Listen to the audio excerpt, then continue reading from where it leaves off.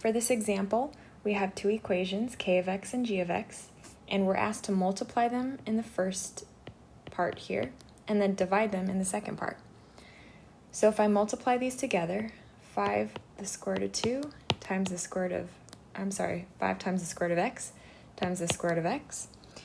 So to multiply these together, you multiply the whole numbers, so 5 times 1, which is just 5, and then you multiply the roots together.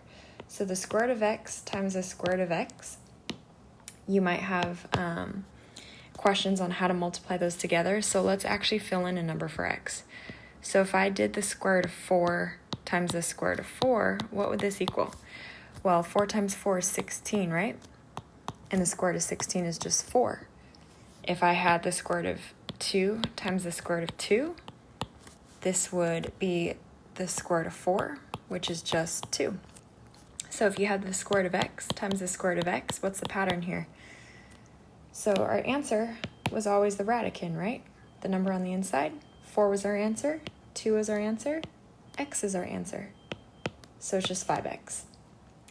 For the second part, we're going to be dividing. So the square root of x is g of x, and then 5 over the square root of x, which is k of x.